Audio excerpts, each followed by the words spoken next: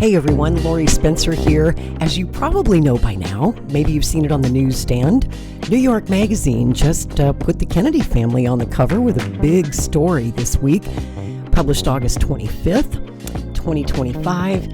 And, a lot of us grew up in an era when the Kennedys were on the cover of every magazine, everywhere, all the time. But in more recent years, it's very, very rare to see the Kennedys on the cover of a magazine. It was New York Magazine.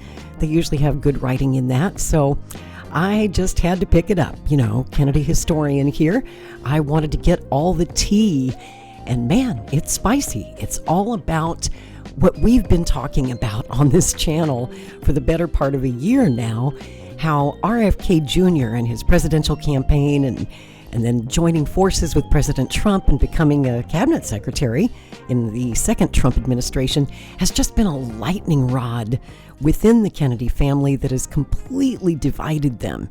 And throughout the decades, the Kennedys have always presented a united front. But right now, I wouldn't say they're going at each other. They're really just all really frustrated and angry at Bobby. And so many of the sad things that have happened this past year, like, the article opens with the passing of Ethel Kennedy, his mom. And basically what I heard was that Ethel cut Bobby out of her will and that she would not see him on her deathbed. That's how upset she was. And many people around Ethel say that RFK Jr.'s presidential campaign, against her wishes, basically speeded her demise and put her in her grave. So I'm just going to read the article to you. It is paywalled. If you go on the internet to their website, unless you're a subscriber, unfortunately you can't read it. So I'm just going to do you a solid and make this episode a reading of Hijacking the Kennedys. And this is written by Reeves Wiederman, who's a features writer at New York Magazine. So here we go. Only one Kennedy cousin is in a position of power, and his family can only watch helplessly as he destroys much that they stood for. Ethel Kennedy's death in October at 96 was the end of a trying few years. Her health had been in decline, and she had confined herself to living full-time in Hyannis, the longtime family compound on Cape Cod. In the summer of 2024, her immune system was so compromised that she couldn't attend the wedding of her granddaughter, Mariah Kennedy Cuomo, even though it was being held at her home.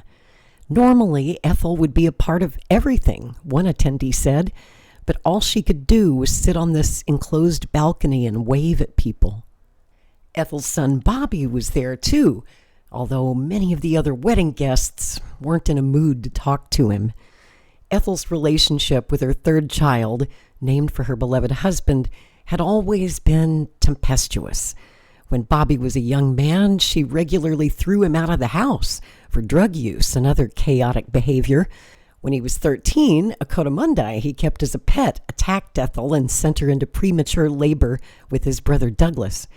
In high school, after Ethel excoriated him for getting arrested for marijuana possession in Hyannis, he packed up and drove west without telling anyone in his family where he was going, eventually selling his car and hopping freight trains.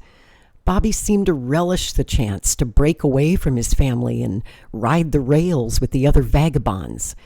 I could be one of them, he said later, and not be a Kennedy. Bobby and Ethel eventually made amends. He got sober, and Ethel became a booster of his environmental work. Bobby similarly came to appreciate his mother, writing in his 2018 memoir, American Values, Lessons I Learned from My Family, that her, quote, sharp rebukes no longer trouble me. That comment goes some way towards explaining why Bobby was undaunted by any reservations Ethel had to his plans, announced in the spring of 2023, to challenge Joe Biden for the Democratic presidential nomination. Ethel never spoke publicly about her son's campaign, but everyone saw the effect it had. The one who was broken-hearted, and the family won't talk about it, but I saw it up close, was Ethel, a longtime family friend said. She had devoted her life to supporting the Democratic Party, which RFK Jr. was now undermining with his insurgent, conspiracy-riddled anti-government candidacy. Just a week before Bobby announced his run, President Biden, who had been close to the Kennedys for decades and even kept a bust of Ethel's husband, Robert F. Kennedy Sr., in the Oval Office, had called Ethel from Air Force One to wish her a happy 95th birthday, as he did every year, while flying to Belfast with her grandson, Joe Kennedy III, who was serving as his special envoy to Northern Ireland. When Bobby made his candidacy public, Ethel called Biden to apologize for her wayward son. "You don't have to," President Biden said. "I know about these things." Ethel's funeral, just 3 weeks before the November election, had an awkward undercurrent. Bobby had recently dropped out of the race and decided to endorse Donald Trump when he and his wife, the actress Cheryl Hines, walked into a wake the night before at his brother Max's house in Hyannis. Some of his relatives couldn't help but feel pretty uncomfortable. He was their brother, but he was also working for the enemy. Much of the crowd avoided Bobby, and he didn't attend a house party that night at his brother Chris's home down the road. Bobby had told his family he wanted to speak at his mother's funeral, but most of his 8 siblings were aghast at his endorsement of Trump and weren't eager to give him the microphone at the service on Cape Cod or at the memorial planned for 2 days later in Washington, D.C. But Bobby insisted, and his siblings eventually agreed to give him the floor, at least in Massachusetts. As Bobby spoke inside Our Lady of Victory Parish, several people sitting in the pews told me they were pleasantly surprised by what they heard. There was no talk of vaccines, no attempt to justify his family betrayal. It was the old Bobby speaking, a longtime family friend told me. But Bobby also had not quite learned when to give up the spotlight, and his speech meandered for so long that eventually the priest felt the need to cut him off. He's only gotten up to some anecdote about Muhammad Ali and Ethel and the anti-apartheid movement, and the priest gets up and says, "Thank you, Bobby," one attendee said.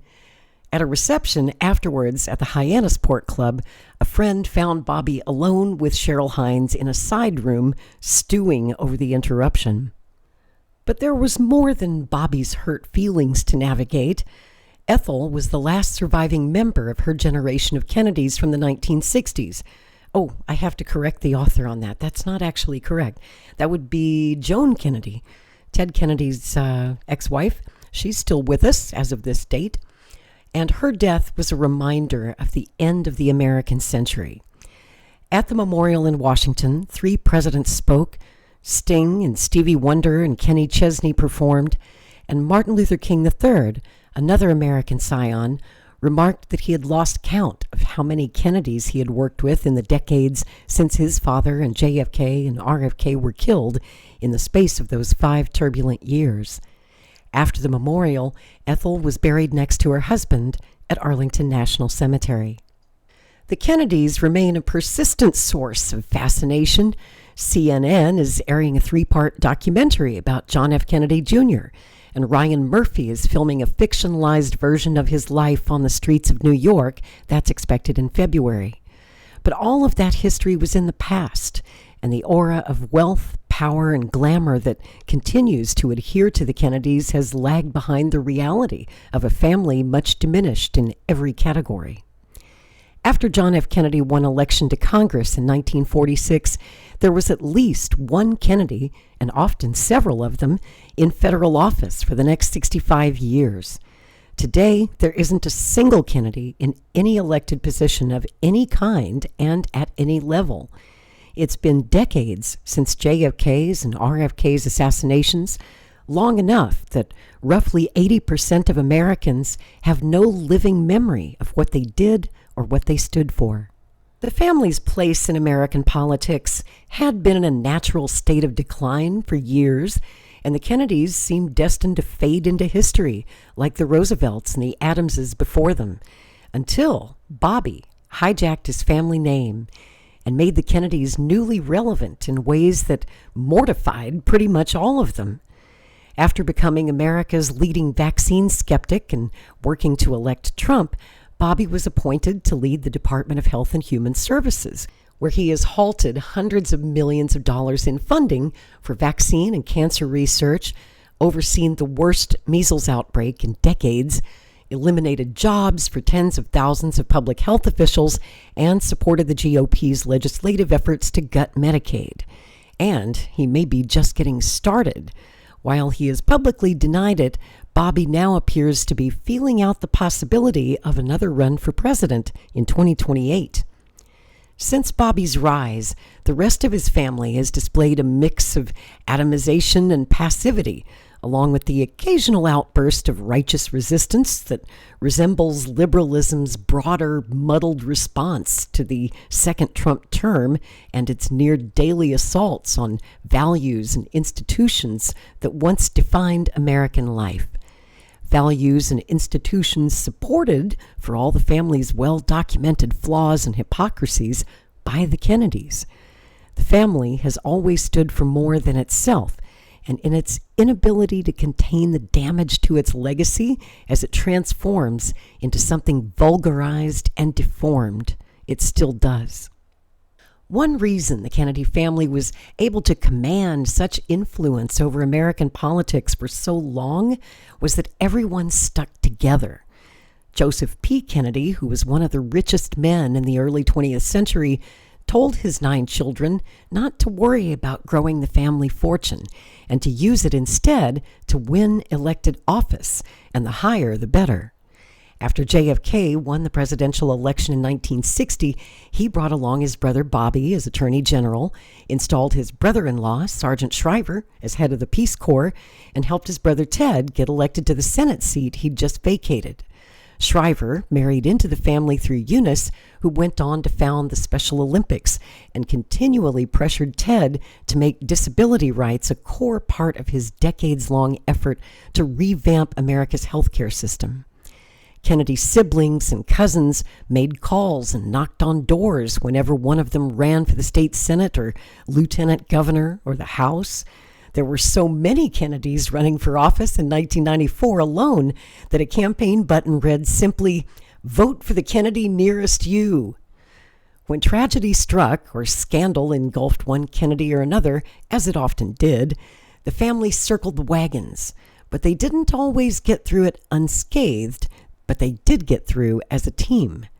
In 2008, Caroline Kennedy, JFK's daughter, published a New York Times op-ed with the headline, "A President Like My Father," and she joined her uncle Ted on stage to endorse Barack Obama over Hillary Clinton, which helped seal the nomination for Obama while connecting a new generation of Kennedys to the most hopeful moment in Democratic politics since the one Caroline's parents had once personified.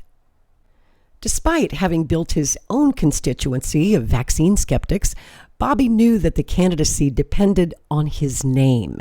He launched his campaign in Boston, even though his family grew up in Virginia, and wore tight Oxfords and skinny ties, just like his dad. His ruddy face and bulging biceps made it a warped homage, as if his father had lived into his 70s and spent hours listening to Joe Rogan podcasts at the gym. Bobby tried to claim that his family was probably evenly divided between, quote, "those who support me and those who are less supportive," but Anthony Shriver was the only one of his 23 first cousins and siblings who publicly endorsed him. Any goodwill that lingered was used up when a group affiliated with Bobby aired a Super Bowl commercial that was a shot-for-shot remix of an ad from JFK's 1960 presidential campaign.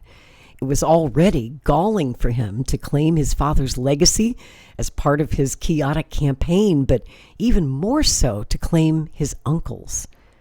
What's humbling for all the other Kennedys is that none of their efforts to stop Bobby worked. They confronted him in texts, on family Zooms, and when they saw him in Hyannis. They published op-eds with headlines like, "Ignore my brother Bobby." They appeared on MSNBC and CNN. They tweeted, they Instagrammed. with 24 living members of the so-called third generation, or G3, of the family, Bobby's siblings and cousins, and 75 kids in the generation after that, it was also all but impossible to cobble together a single statement condemning their relative that everyone would sign off on. The closest they came to a collective response was in March 2024, when a few dozen Kennedys showed up for a St. Patrick's Day photo op at the White House. 6 of Bobby's 8 siblings got on stage with President Biden a few weeks later to declare their support for him over their brother. When you have 7 or 8 people trying to figure out a statement about their brother, it's not easy. Stephen Smith Jr., whose mother, Jean, was JFK's sister and Bill Clinton's ambassador to Ireland, told me, the St. Patrick's thing emerged as the easiest way to make a statement. When Bobby endorsed Trump, several of his siblings put out another statement calling it, quote, a sad ending to a sad story. But no one had much hope of swaying him anymore. After a friend asked one of Bobby's siblings what the family was doing to stop their brother, the sibling relayed a riff on a quote from Nelson Mandela, who had admired the Kennedys. It's easier to change the world than to change a relative. The truth is that Joseph P. Kennedy's vision of a family united in purpose had long since given way to demographic reality. All of the Kennedys I spoke to, as well as many of their friends, told me there wasn't much use in trying to understand today's Kennedys as a family in any traditional sense. Joseph and Rose had 9 children, 6 of whom lived to have kids of their own: John, Robert, and Ted Kennedy, and Eunice Shriver, Patricia Lawford, and Jean Smith. Each of those clans has spawned its own family tree, and there are now more than 100 living Kennedys plus spouses. There is no family. It's not the Godfather, Jack Schlossberg, JFK's grandson, told me. We don't all meet every year and have a discussion about what to do. It's just a bunch of individual people. A person who has worked with numerous Kennedys over the years described them as more of a holding company than a biological family. There are all kinds of subsidiaries that are oftentimes at odds with each other and competing with each other, and I think that there are some links, they said. If I heard from the Smiths on something, it didn't necessarily mean that that's what Ted's family would think. They don't really communicate in the way you think they would. They're not emailing everyone together over everything. It's not because they're dysfunctional, it's just because they're very big. No one can invite every Kennedy to their wedding anymore. If they did, they wouldn't have room for anyone else. The cohesion started to dissolve in earnest just a year after the Kennedys helped to tip the 2008 election for Obama. In hindsight, that was their last moment of collective political power. In 2009, Caroline was the front-runner to succeed Hillary Clinton as New York's junior senator, but she proved to be such a clumsy politician that her candidacy quickly flamed out. A few months later, Ted died, followed by Eunice. In addition to his nearly 5 decades in the Senate, Ted had served as a father figure to more than a dozen nieces and nephews who lost their fathers to assassinations. He planned family trips to Valley Forge and Bunker Hill to reinforce that sense of togetherness, while reminding the kids that they had a higher purpose than most families. Ted was the central operating principle of their lives, a person close to several different Kennedy branches told me. Not just the keeper of the flame, but the person who fixed the problems, the person none of them could say no to. No one in G3 could fill Ted's role in the family, but Stephen Smith Jr. has worked as hard as any Kennedy to maintain connections among the 6 families. His father had previously handled much of the behind-the-scenes Kennedy family money and business. In May, I met Smith, who is 67, at his apartment in Cambridge, which is modest by the standards of American royalty, but doubles as a family museum. The walls are decorated with Kennedy paraphernalia, the 1963 White House Christmas card sent out just before JFK's assassination, a painting of Ted by Andy Warhol, a photo of Smith himself standing with Obama. When we met, Smith had just been texting with his cousin Carrie Kennedy, Bobby's sister, who runs the nonprofit RFK Human Rights, about a trip she had just taken to El Salvador to check in on migrants the Trump administration had deported. Pretty much every member of G3 had tried to make a career for themselves in public service. Smith told me he was now working on an initiative to see how AI could be used constructively in politics. Working on that is my particular way of dealing with my anger and sense of betrayal about what's happening in the country, Smith said. Smith had denounced Bobby during the campaign, and while he didn't relish attacking his cousin, he felt an obligation to do so. Knowing how Bobby is and what he's standing for, and then the misrepresentation and manipulation of the family legacy, which is dishonest and hurtful, is not a difficult choice for me, Smith said. But he also understood the hesitation to attack a relative.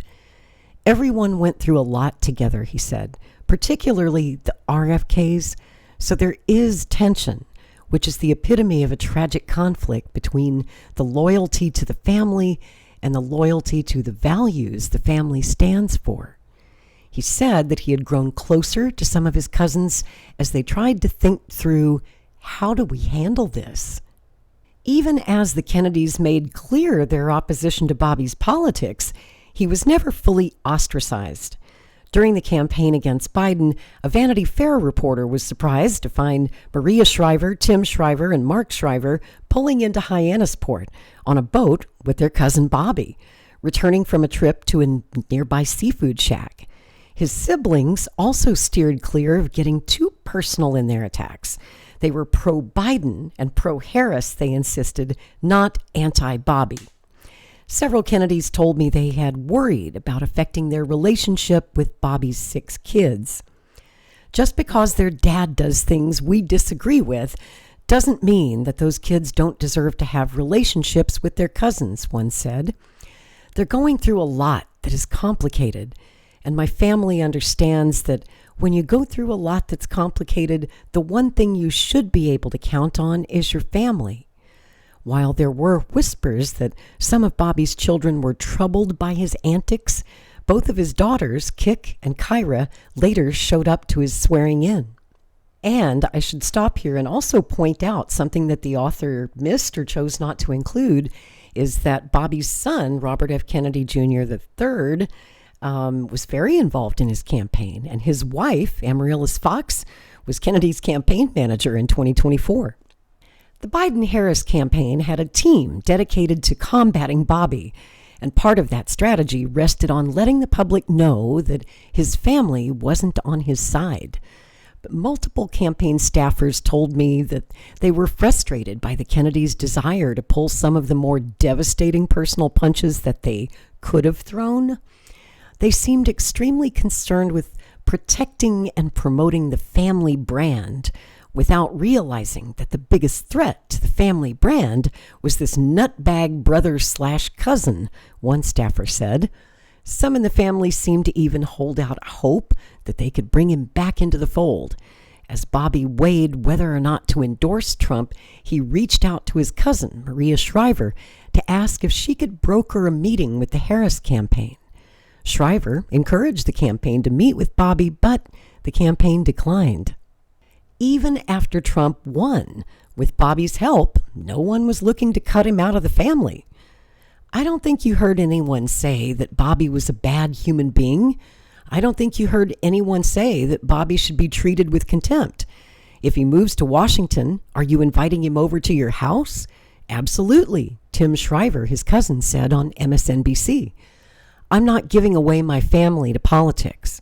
When some of the family went on a ski trip in Aspen that winter, Bobby was there.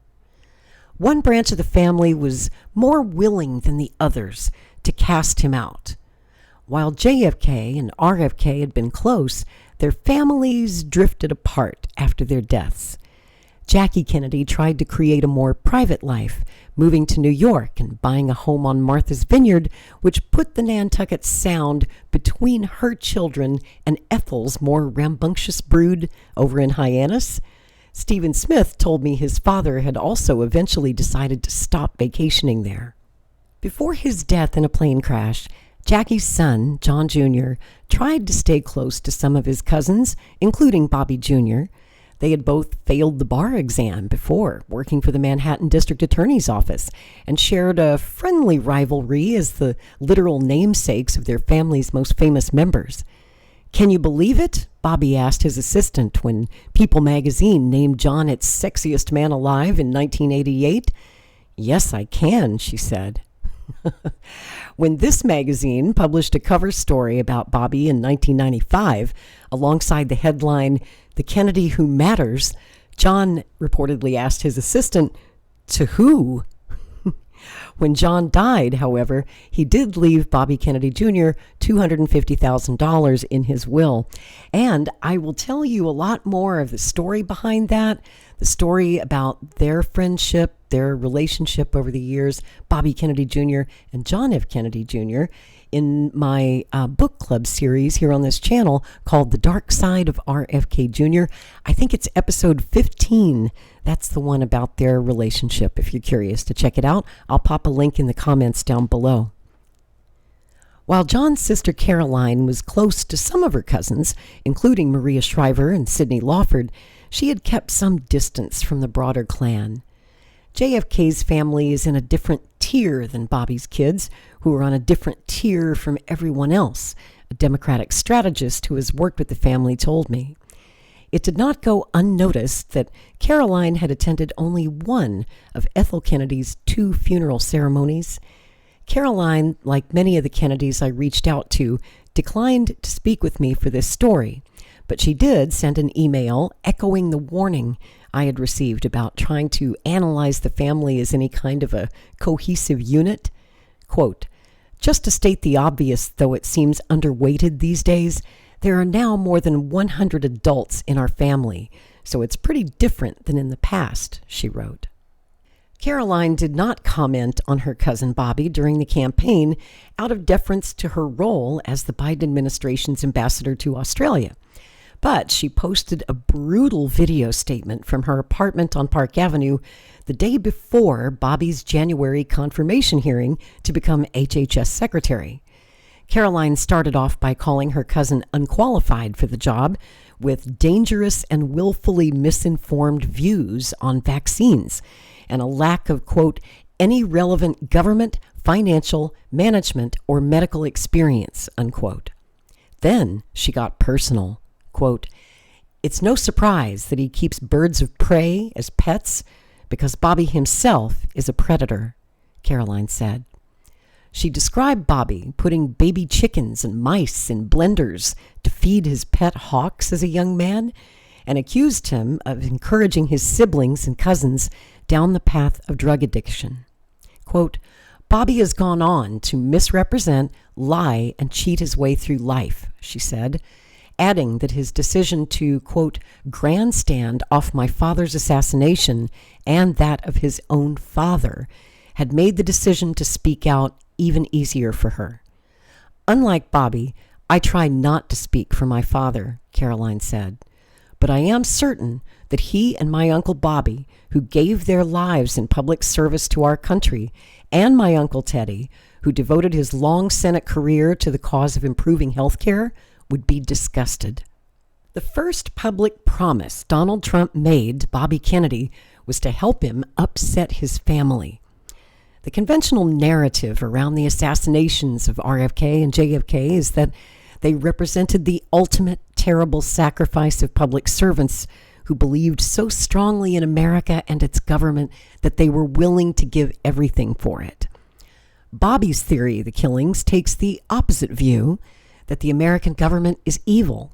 He has called evidence that the CIA killed his uncle, quote, "overwhelming," and in his father's case, quote, "circumstantial, but very, very, very persuasive."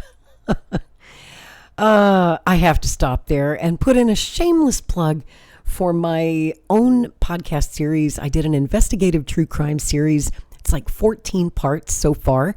about the murder of his father, Senator Robert F. Kennedy, in 1968, and it's called Who Killed Bobby Kennedy? You can find it under the playlist tab or the podcast tab of my channel. You can pick it up anywhere you get your podcasts. And if you really want to know the truth, and I must say RFK Jr. is quite misinformed on that case of his own father's murder, but it's a long story, and I cover it in Who Killed Bobby Kennedy. So please do check that out if you get a chance. Over the objections of his mother and most of his siblings, Bobby has argued that his father's convicted killer, Sirhan Sirhan, should be paroled. When Bobby officially endorsed Trump last year, walking on stage to My Hero by the Foo Fighters, Trump vowed to release every file related to the assassinations, including bloody autopsy photos of Bobby's father. "This is a tribute in honor of Bobby," Trump said, before invoking JFK and RFK. "I know they are looking down right now, and they are very, very proud of Bobby," the president said. Unlike with the Epstein files, Trump showed no delay, ordering the release of the documents on his third day in office. There was no smoking gun, but there was a letter Bobby had sent to Eric Holder, Obama's attorney general, asking him to reopen the investigation into his father's death way back in 2012, shortly after Bobby was diagnosed as having a worm in his brain. Bobby argued that the public interest in transparency outweighed any grief his siblings might feel at seeing photographs of their father's mangled, naked body in the morgue. After Director of National Intelligence Tulsi Gabbard said she was releasing the files, quote, with Bobby Kennedy and his family's support, Kerry Kennedy tagged her brother on X and objected to the suggestion that she had signed off on this decision. When Kerry and other Kennedys visited RFK's grave in Arlington National Cemetery this year on the anniversary of his killing, like they do every year, Bobby wasn't there. And I will update that and say if you're interested again in the RFK assassination, check out episode 14 of my investigative true crime series, Who Killed Bobby Kennedy. In the latest episode, I take you on a guided tour of these newly released RFK files that President Trump gave us just a few months back. I've gone through them, or at least most of them, and pulled a lot of really interesting finds and never before seen, never before known information that is now public. So I think some of you might be interested to check that one out. It's episode 14 of the series. Okay, back to the article. Of the RFK clan, Sister Kerry is offered the most vocal public dissent against her brother's turn to the right, despite the fact that they had been close since they were children. Bobby's second wife was Kerry's best friend, and Kerry and her ex-husband, Andrew Cuomo, lived near Bobby in Westchester for years. Her brother's rise has been especially complicated. Kerry's job running RFK Human Rights, the nonprofit named for her father, but easily now confused with her brother. Kerry feels a special burden with his candidacy, their brother Chris Kennedy said last year. Her abilities would be diminished if the Kennedy name is associated with fringe thinking, crackpot ideas, and unsound judgment. RFK Human Rights still has a post pinned to its Instagram account declaring that it is not affiliated with HHS Secretary Kennedy. And Kerry denounced her brother after his endorsement of Trump. Quote, "I completely disavow and separate and disassociate myself from Robert Kennedy Jr. and his flagrant and inexplicable effort to desecrate and trample and set fire to my father's memory," she said. Tell us how you really feel about it, Kerry. Once Bobby was confirmed as HHS Secretary, each of the G3 Kennedys had to shift into doing what they could do to protect the causes they supported, their subsidiaries within the holding company. For Kerry, that meant defending against the Trump administration's assault on human rights. She has publicly criticized its attacks on transgender people, the press, immigrants, and DEI initiatives. In February, she also posted a photo of a dozen eggs being sold for $16.89 at a grocery store near her daughter's apartment in Brooklyn.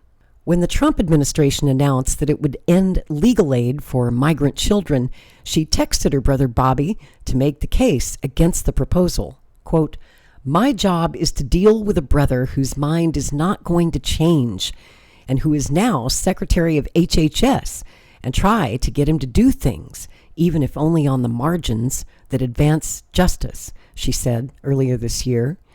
In May, during an RFK Human Rights Party at a restaurant in Williamsburg, Kerry boasted about the 17 different lawsuits her organization had filed against this administration and posed for a photo next to a poster of her father that had a cheeky caption, "You can't beat the original."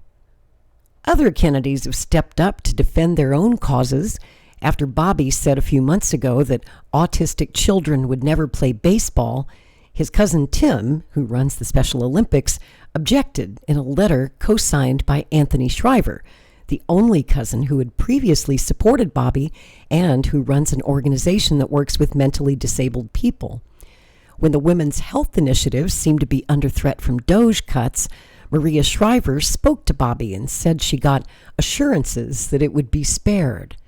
But the Trump administration's assault on the family legacy has been too broad to combat completely. I think pretty much everybody feels that Donald Trump is a betrayal of everything our family stands for: internationalism, investment in science, belief in a free press, a global, rules-based order standing up against totalitarianism, Stephen Smith said. There were cuts at the JFK Library and threats to sell off federal buildings named after JFK and RFK. Even the Rose Garden, made into a symbol of elegance when John and Jackie Kennedy were in the White House, was paved over. The John F. Kennedy Center for the Performing Arts, which doubles as Washington's monument to the former president, has come under the most persistent attack. Trump removed much of its board and was installed as chairman by himself, laid off the staff, and began stamping out any whiff of progressive programming. In July, a Republican lawmaker introduced a bill to remove JFK's name from the center and replace it with Trump's, alongside another proposal to name the Opera House after Melania Trump. In August, Trump floated the idea of calling it the Trump Kennedy Center. Quote, "This is insane. It makes my blood boil," Maria Shriver wrote on X. "Let's get rid of the Rose Garden. Let's rename the Kennedy Center. What's next?" When Trump went to the center in June for a performance of Les Miserables, Bobby was the only Kennedy in attendance. Even more demoralizing has been the hollowing out of institutions that the Kennedys have built and supported for decades: the Peace Corps, USAID, and Head Start, among others. But with Bobby the only one in a real position of power, the Kennedys didn't seem able to do much except lament the situation. In April, Kerry published a riff on that famous poem, First They Came For, to express her angst about Trump's unending stream of attacks on the government, including USAID and the U.S. Institute of Peace, where she is a board member. First they came for USAID and USIP, and I did not speak out because I was not part of USAID or USIP. The fact that Bobby was working to reshape America's health system, of all things, was especially hard to stomach. John F. Kennedy had signed the Vaccination Assistance Act, which ensured access to immunizations against diseases like polio. And Ted Kennedy devoted much of his Senate career to health care, up through the Affordable Care Act, which passed months after his death. He is undermining everything his uncle worked on for many years. Jim Manley, who spent 11 years as Ted's assistant in the Senate, told me this spring, quote, "Do you have any idea how much time he spent," meaning Teddy, "protecting the CDC and the NIH, how hard he worked to provide health care for all Americans? This guy, Bobby Jr., is trying to destroy everything. I'm so mad I can't even think about it straight," unquote.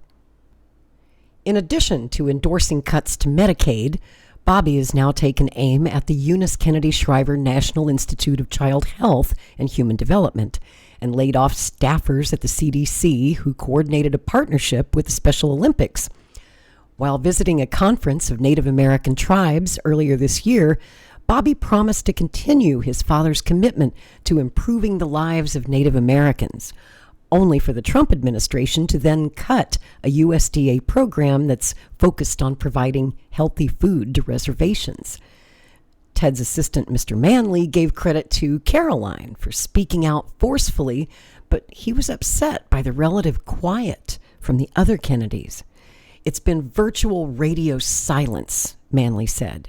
"He's just dumping all over their legacy, and I don't see any of them doing anything." But the Kennedys have little sway over Bobby's Maha movement. In fact, their criticism has only fueled a sense from his supporters that Bobby is fighting the powers that be. I don't think me teeing off on President Trump or Bobby is going to get them to decide not to cut $1 trillion out of Medicaid. That's what one anonymous Kennedy told me.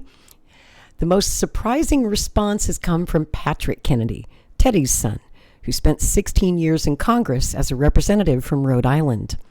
Patrick struggled with alcohol and drug addiction all his adult life, and since leaving the House in 2011, he has focused his career on that issue. In 2023, he became a consultant and lobbyist working on mental health, the first Kennedy to officially register as a lobbyist. Patrick has joined the rest of his family in criticizing his cousin's presidential campaign, but on the same day Caroline posted her scathing video, Patrick broke ranks and expressed his support for Bobby's nomination as HHS secretary. Both Bobby and Patrick had been through recovery, and Bobby had been one of the first Kennedys to support Patrick after he published a memoir that included some unflattering details about his family, like a failed intervention Patrick and his siblings had with their father about his drinking. Patrick's gamble was that even if his cousin destroyed America's faith in vaccines, he might be a force for good on mental health. "We lost," Patrick said after the election. "I can't go away for 4 years, and this movement can't go away for 4 years." In addition to anger, a persistent sadness has lingered over the G3 Kennedys. They had survived for so long under the microscope, supporting one another through highs and lows, only to now be broken apart. Earlier this year, Maria Shriver, who has lived one of the more public lives among the G3 Kennedys as a television journalist and the former wife of Arnold Schwarzenegger, published a collection of poetry titled "I Am Maria" that grapples with the pressures of being a Kennedy. Quote, "I'm not here to run for office or to be compared to ghosts. I'm not here to walk the miles, hoping you'll deem me enough." During her publicity tour, Maria appeared on a podcast hosted by her brother Tim, who said he regretted that, quote, "Our siblings and cousins have been trapped a little bit in communicating through social media and wondered if a different strategy might work. I know this is going to sound ridiculous, but maybe we should all write a poem to each other," Tim said. Maria ran with it, composing a new poem to Bobby on the spot. Quote, "My heart breaks that you and I are at odds. I'm bereft that you and I have come to this place. I'm heartbroken that there is a potential future where you and I are not in each other's lives, where our children are not connected. That cannot be. We have got to find our way home. You and I cannot be in this place that we find ourselves in. Do we even know why we are here? Do you know? Do I know? How do we find our way through the heartbreak, through the healing, back to our home? Are you mad at me? Are you sad with me? Do you feel that I cut you down? What is it that you don't understand about my words that I used? Because I don't understand yours, but I don't want to lose you over words. I want to be with you as I age, as I grow. I want you to be with me. Can we find our way home? Do you understand that I'm heartbroken, that I'm crying for a return to something that maybe never was, but can be for our future? Come on, let's figure this out.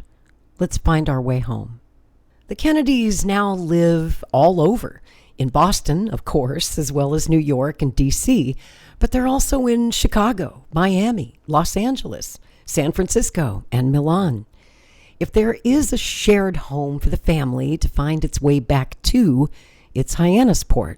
Marine One is no longer landing on the lawn in front of Nantucket Sound, but many of the Kennedys still have homes there. Bobby has a 6-bedroom white colonial next to his cousin, Teddy Jr., who lives in JFK's old house, which is next to Ethel's old house, which her son Max now owns. Bobby has to walk through his cousin Patrick's yard to get to the beach. Tim, Mark, and Anthony Shriver all have houses nearby, as does Carrie Kennedy. She moved to Hyannis to take care of her mother and bought a home with a lawn for pickup football games and built a retaining wall with the same pink granite that Jackie used at JFK's gravesite at Arlington. For decades, Hyannis was a place where the business of being a Kennedy was conducted. This sometimes made it a not-so-relaxed place to be a kid. Visiting Hyannisport used to trigger me, Maria Shriver wrote in her new book. As soon as I'd land, I could feel my whole body tense up. One G3 family member described the daily routine. Everyone's work, from meetings with foreign leaders to pet causes, was discussed over breakfast. Then calls were made to set things in motion before a midday sale or a game of tennis, after which everyone came back in the afternoon to follow up on whatever the phone calls had produced. But with less family business to attend to anymore, the vibe has become less hectic. A few years back, a G3 Kennedy was in Hyannis, making calls as usual, when his nephew sat down next to him. The G3er asked his nephew if he felt like he could actually be on vacation in Hyannis. "Oh yeah, this is the greatest vacation spot ever," the nephew said. "Don't you think so?" "I never felt for one day like I was on vacation here," the G3er said. While the G3 Kennedys were all raised to believe they could, and perhaps should, become president, most of them didn't want to apply the same pressure to their children. Among the 75 living members of G4, there is a wide range of lifestyles and careers. There's a firefighter, a hairstylist, a massage instructor, that's one of Andrew Cuomo's daughters, as well as a yoga teacher and a somatic and integrative psychotherapist.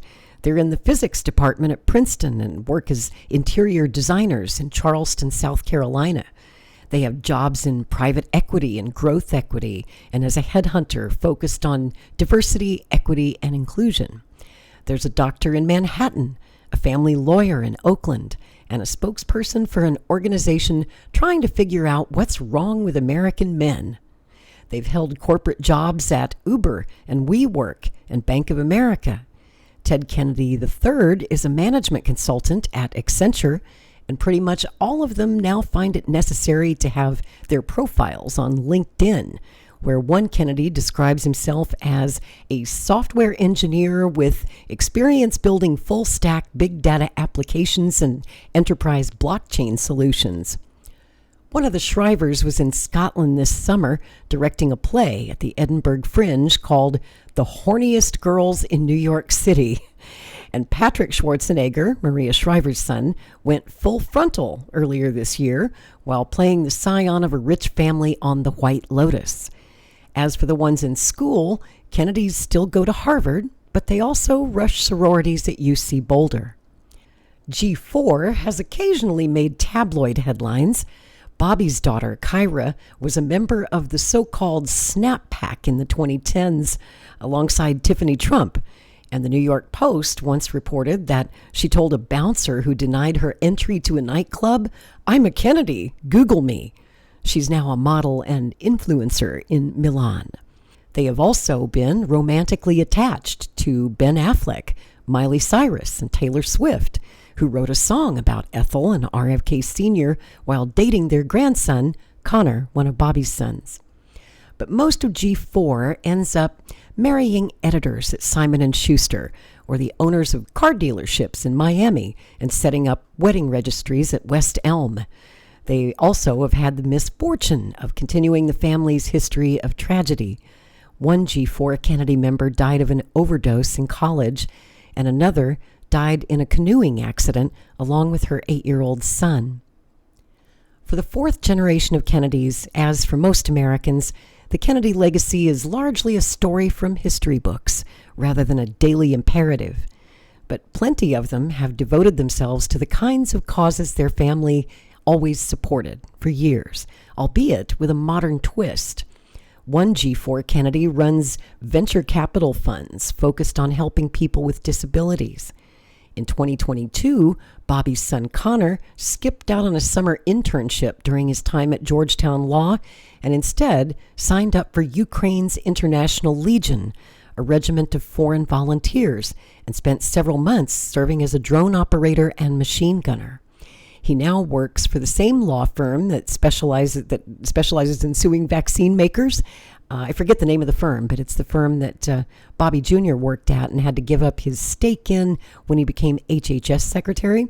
And his son has taken over that stake in the firm and in the lawsuit. I believe it's the Gardasil vaccine lawsuit. Even though the phones aren't always ringing in Hyannis anymore, one of Bobby's college-age nieces recently put on a Peace at the Post Office event there, inviting locals to write letters to elected officials, and a few of her cousins showed up to help. When I talked to Carrie Meltzer this summer, she was grappling with how to be a G4 Kennedy who cared about upholding the family's legacy but didn't have access to the same levers of power that her parents and grandparents did. Meltzer, whose mother is Bobby's sister Kathleen Kennedy Townsend, the former lieutenant governor of Maryland, told me she has little interest in going into politics, but was inspired by Ted Kennedy to become a physician. She now works as a primary care doctor at NYC Health and Hospitals, which has made her uncle's attack on America's healthcare system all the more personal. Meltzer published a New York Times op-ed in 2020 pushing back on Bobby's anti-vaccine positions and leaked emails from her uncle to the medical news site Stat News to highlight Bobby's fringe views in an effort to derail his confirmation as HHS secretary. Well, obviously that didn't work. Now, Meltzer told me she worried about what Bobby was doing to the family's legacy pretty much every day, but wasn't sure what she could do to stop him. What's the point of me writing another op-ed in the New York Times at this point? You're talking to an echo chamber, Meltzer said. She had decided to focus her energy on caring for immigrant patients who were now afraid that ICE would show up to their hospital room, or the patients on Medicaid who may not have coverage for much longer. Another reality for most of the G4 Kennedys is that, unlike their parents, they have to work for a living. The Kennedys were among America's wealthiest families in the first half of the 20th century, and in 1969, Time magazine estimated they were worth a collective $400 million. But almost all of G2 and G3 had dedicated themselves to public service of some kind, rather than growing the family business, which was largely tied up in real estate, some in Manhattan, but more in Texas and Florida and Chicago. By the mid-1990s, the Kennedys had dropped off the Forbes list of America's richest families, and in 2014, the magazine pegged the Kennedy fortune at $1 billion, which sounds hefty, but meant that it had really just kept up with inflation. It also has trickled down unevenly. When Joseph Kennedy died in 1969, the family fortune was split equally among his children, who were building families of different sizes. JFK and Jackie only had 2 children, one of whom died before having kids. Jackie also received a significant inheritance from her second husband, Aristotle Onassis. In 2013, when their daughter Caroline became Obama's ambassador to Japan, the Post analyzed her filings and estimated her net worth at more than $250 million. RFK and Ethel, meanwhile, had 11 children. He died with $3 million in campaign debt, which then had to be paid off. And Ethel, who never remarried, had a reputation for spending a lot more money than she should. In Bobby's divorce proceedings back in 2012, he claimed that his mother was broke and that he and her other children had been covering her expenses. Bobby himself had to depend on wealthy benefactors from his environmental work, who got him a house in Hyannis that he was only able to buy outright in 2020, after his anti-vaccine crusading had paid off. Between 2016 and 2022, Bobby's annual salary from Children's Health Defense, his anti-vaccine organization, increased from $0 to $510,515 a year. Bobby's current net worth has been estimated at around $15 million, plenty rich, but a sliver of Caroline's net worth. All of that leaves the 34 members of the G4 generation in the RFK branch in a much different situation from Caroline's 3 children. By the time you get to the 4th generation, the money's run out, Maeve McKean, one of RFK and Ethel's grandkids, said back in 2008. Maeve had worked her way through Boston College with a job at Dunkin' Donuts and was leaving law school with $150,000 in student debt. What almost none of the G4 Kennedys have spent their money on, as their forebears did, is getting into politics. While 3 of the adult men in the G2 became senators, the 4th died in World War II, and half of the men in G3 ran for office of some kind, Kathleen Kennedy Townsend is the only Kennedy woman to ever win elected office. Just 1 member of G4 has run for anything. Joe Kennedy III, who is Bobby's nephew, followed a classic Kennedy path. First the Peace Corps, which JFK created, then Harvard Law, a stint as an assistant district attorney, like his uncle Bobby, all before winning a seat in Congress from Massachusetts in 2012. He was smart and well-liked and did his best to make use of the family name without taking advantage of it, while dealing with the attendant complications. Once, Bobby had asked Joe to meet with a group of anti-vaccine activists. We had the meeting out of courtesy, one of Joe's former advisors told me, but these people were so far out of the mainstream that Joe called his uncle right after and said he wasn't going to do that again. In 2017, Town and Country magazine published a profile of Joe under the headline, "Meet the Next President Kennedy," and a year later he delivered the Democratic response to Trump's State of the Union. In 2020, he challenged sitting Democratic Senator Ed Markey, a bold move that got people dreaming. A new Senator Kennedy would immediately be on a short list of presidential candidates in 2024 when Joe would turn 44, roughly the same age his uncle and father had been when they ran for the White House. But Joe Kennedy's campaign was a disaster. He entered the race with a 14-point lead based on the strength of his name, but Ed Markey successfully positioned himself as the progressive, while painting Joe as an out-of-touch rich kid. Joe became the first Kennedy to lose an election in Massachusetts. For just the second time since 1947, suddenly there were no Kennedys in Congress, and the defeat crystallized what was becoming obvious. The number of voters with a connection to the Kennedy dynasty was dwindling. The all-powerful nature of it had moved on, one of Joe's advisors said. That's got to be startling to other members of the family who have worked so hard to maintain the legacy of RFK or JFK. Almost everyone in and around the family believes that Joe still has a political future, if he wants one. Joe declined to be interviewed for this story, but has said that he wouldn't rule out another run for office. He was really crushed by the Senate campaign, a Democratic strategist who has worked in Massachusetts politics told me. But I think there's also an awareness of, I'm the only Kennedy who could run for office and still win. And air quotations Camelot needs someone to keep that door open. Earlier this year, Patrick Schwarzenegger invoked his maternal Kennedy family several times on the press tour for the White Lotus. He told CBS that, quote, "It was instilled in us to find ways to give back at an early age," and that Mike White had complained early in production that he wasn't walking like a rich person. "Aren't you a Kennedy?" White said. During an interview with InStyle magazine, Schwarzenegger even showed off a photo his mother had given him of JFK, his granduncle, after Richard Nixon's concession in the 1960 election.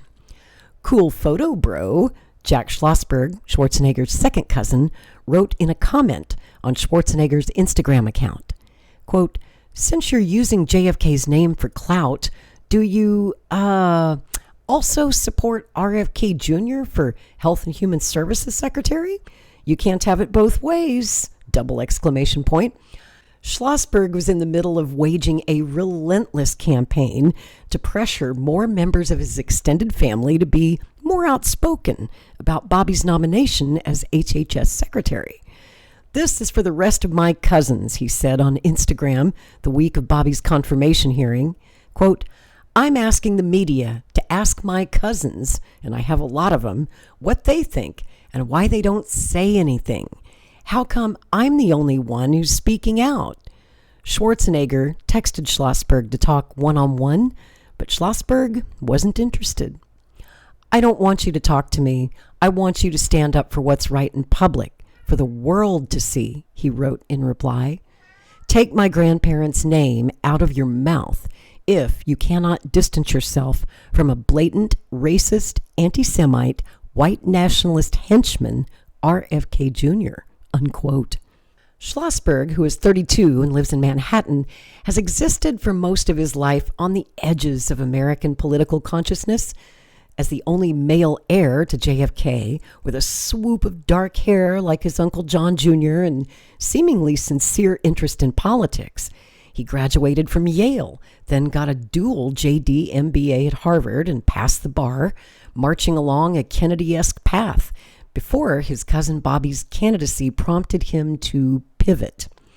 After posting an Instagram video calling out his uncle's campaign as a vanity project that was, quote, trading in on Camelot, celebrity, conspiracy theories, and conflict for personal gain and fame, Schlossberg went viral, sharing clips of himself taking ballet classes or riding a hoverboard while reciting verses by Lord Byron. A kooky, progressive heartthrob was born. Schlossberg landed a gig making videos about the presidential campaign for Vogue and tried working as a surrogate for the Biden-Harris campaign. But the arrangement proved too restrictive. He very openly was like, "I want to remain authentic, and I won't take talking points," one campaign staffer told me. "We had different ideas on what would be effective," Schlossberg told me when we spoke earlier this month. He was in Martha's Vineyard with his family, but wasn't taking an August hiatus from posting. "All gas, no brakes," he said. He was still worked up that other members of his extended family were, in his view, being too quiet. Quote, "I honestly don't know how, if you grew up in our family and you listened to everything that came out of that generation, how you could possibly not spend all of your waking hours, like I am, figuring out how to speak out." Since the election, Schlossberg's persona has taken a more aggressive and sometimes vulgar turn. He shaved his head and swapped out the ballet clips for 69 jokes and shirtless videos of himself dancing in front of a mirror in his messy bedroom. The effect was suddenly more late-stage Justin Bieber than Camelot. He has called his cousin Bobby a, quote, lying sack of shit, and challenged him to a fist fight, quote, until one of us has autism. Schlossberg has been equally merciless towards Bobby's wife. Quote, "Hi, Cheryl Hines, it's Jack. We've never met," Schlossberg said. "I just wanted to ask if you could call the family of the person who died of measles. I think you should have to do that. I don't think Bobby's going to do it. Can you do that for me, babe?" His family hasn't been the only target. To take only what he has said about J.D. Vance and his wife Usha as a representative example, Schlossberg has questioned whether Vance has a penis or nipples, asked his readers, "True or false, Usha Vance is way hotter than Jackie O," referring to his grandmother, and said that he was expecting a child with Usha Vance. When I spoke to other Kennedys and their friends about Schlossberg, They all thought he was smart and hardworking, but they had no idea what exactly he was trying to do. I've told Jack that what he's doing is a mistake, a G3 cousin said, but it is not my business to tell him how to run his life. After his spat with Schwarzenegger, Schlossberg took a break from social media, during which his second cousin, Kik, Bobby's daughter, told the Post, "I hope he gets the help he needs." When we spoke, Schlossberg insisted that he was very much in control of himself. "It's not me," he said of his online persona. "It's a character based on an algorithm controlled by giant companies. I can talk all I want about something super serious, and I'll show you the numbers. It doesn't work." Schlossberg insisted that his gonzo posting had a purpose and that he hoped people who were tuning in to see JFK's grandson be weird online would stick around to hear his political commentary. He told me he now gets stopped all the time while walking around New York. "They're not saying, 'Oh my God, you're so hot,'" he said. "People are coming up and cheering me on, telling me they love me, thanking me for what I'm doing, saying that it takes real courage." But he also acknowledged that he has so far been more successful creating a brand for himself than in stopping any of the damage Trump or his cousin Bobby was inflicting. Schlossberg has no plans to enter the family business of electoral politics anytime soon, and he blanched when I tried to compare his influencer advocacy to his second cousin Joe's more traditional pursuit of office. Quote, "I wouldn't call it a traditional path to run in a primary against a sitting senator when you have a chance to continue representing the people of Massachusetts," Schlossberg said. In June, Schlossberg posted a video of himself imitating an imagined critique of his endorsement of Zohran Mamdani against his one-time family member Andrew Cuomo in the New York City mayoral primary. Quote, "Dude, Cuomo's going to be mad at you, brother. You don't want your own cousins mad at you, bro," Schlossberg said before screaming into the camera, "I don't give a fuck." While a handful of Kennedys have donated to Andrew Cuomo's mayoral campaign, including his ex-wife Carrie, who gave $500, none of them have given to Mamdani.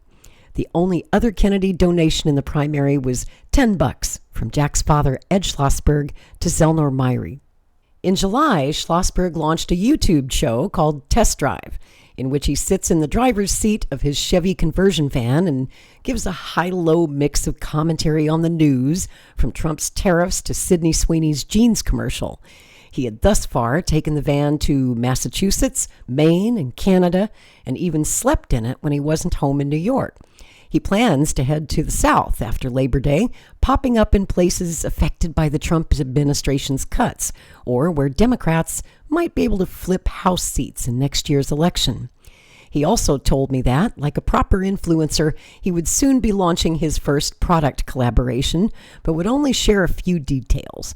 "It will retail for $69.99, I think," Schlossberg said, "and you'll be able to light it on fire." Earlier this summer, Schlossberg went live on Instagram from his family's home in Martha's Vineyard. He had just finished a cross-country road trip that took him out to Mount Rushmore, during which he took Ryan Murphy to task for making a television show about his Uncle John F. Kennedy Jr. without consulting his family. He opened up the floor to his parents for questions. His father asked why Jack liked water sports so much. "If you catch a wave, it's not because you're a Kennedy," Schlossberg said. "It's objective feedback, and it's hard to get that from the world." The sentiment echoed the one his cousin Bobby had shared about his time riding the rails as a young man. In a sense, every Kennedy has felt the lure of not being a Kennedy at some point, of living their own life instead. Bobby has now taken that impulse to a Trumpian extreme, willingly abetting the destruction of what it means to be a Kennedy altogether. His pivot has left his family flailing in the effort to figure out how to put that shattered image back together. In May, I went to Boston for the Profiles in Courage Award ceremony at the JFK Presidential Library, an annual event named after the Pulitzer Prize-winning book JFK published about U.S. senators who paid a political price for taking a stand. Bobby happened to be in Boston too. Cheryl Hines' niece was wrapping up her career as a softball player at Boston College. But he wasn't among the handful of Kennedys who were at the library to honor this year's surprising winner, Mike Pence, for his unwillingness to endorse Trump's attempt to overturn the 2020 election. One G3 Kennedy told me they saw Pence's nomination as, quote, a big fuck you to Donald Trump, and described it as a really courageous choice, unquote. Was it? Back in 2020, Pence had cited JFK's book in an op-ed calling on Democrats to vote against impeaching Trump. Who will be the 2020 profiling courage, Pence wrote. At the time, Jack Schlossberg called Pence's argument a total perversion of JFK's legacy and the meaning of courage, and said that Pence had failed the test of courage himself by aiding Trump's rise to power. Giving the award to Pence now suggested that the standards for courage in American political life had fallen to a new low.